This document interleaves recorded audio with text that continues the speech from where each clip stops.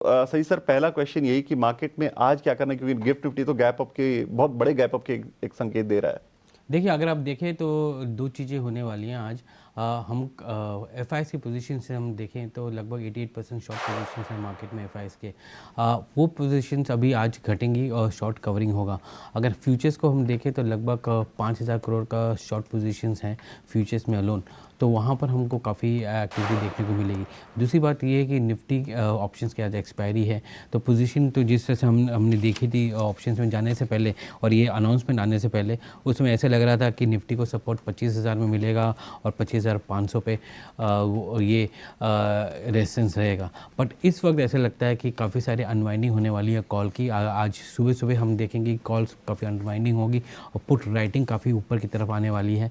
तो 25,500 के ऊपर तो पुट राइटिंग आने वाली है, तो वो एक इम्पॉर्टेंट चीज़ है जो जिसको आप नज़र रखिएगा, क्योंकि ये वॉलीटिलिटी देखने को मिलेगी एक्सपायरी के लिए। हम एक्सपायरी के दिन वैसे भी देखते हैं कि ऑप्शन में काफ़ी वॉलीटिलिटी होती है, तो आज के डेट में सडनली इतना इतना हैवी आपको initially call writing call unwinding देखने को मिलेगा कि जो भी इन्वेस्टर है वो पुट्स खरीदने लगेगा आगे के लिए, और जब पुट्स खरीदने लगेगा, लॉन्ग्स खरीदने लगेंगे, तो आपको पुट प्रीमियम्स ऊपर जाएंगे और कॉल के प्रीमियम्स गिरेंगे। तो वो एक साइकिल है। अल्टीमेटली ये बाज़ार डिटेल्स के लिए वेट करेगा, बट डिटेल्स सबसे बड़ी बात है कि आपका कल आरबीआई का पॉलिसी शुरू हो रहा है Feb 4 से, और 6 तारीख को उसका रिजल्ट भी आएगा। तो पहला जो आंकड़ा था कि आरबीआई अब रुपये के ऊपर कुछ करेगा, अब रुपये पे उसको ज़्यादा करने की ज़रूरत नहीं पड़ेगी। तो एक तरह से वो एक रिलीफ रहेगा एमपीसी मीट में कि यूएस अनसर्टेनिटी अभी निकल गई है और अब सिर्फ इकोनॉमिक और लिक्विडिटी पे ध्यान देना है, और उसकी वजह से अगर इंटरेस्ट रेट स्टेटस को हो तो वो भी शायद हो, क्योंकि सारे इकोनॉमिस्ट ये बोल रहे हैं कि एक इंटरेस्ट रेट का जो है वो बफर रहना चाहिए ग्लोबल अनसर्टिनिटीज़ के लिए आगे जाके। बट मार्केट के पॉइंट ऑफ व्यू से आप ये देखें, शॉर्ट कवरिंग काफ़ी रहेंगी।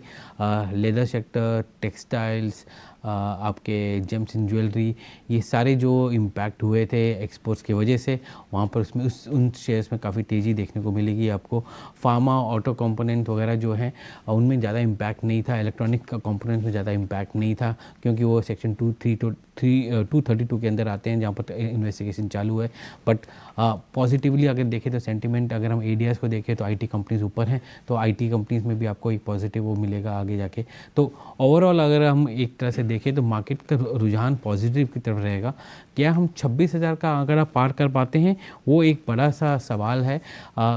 इसको सस्टेन करने के लिए नेगेटिव सेंटिमेंट तो निकल गया मार्केट से, हेडविंड जो था इंडिया यूएस का वो निकल गया।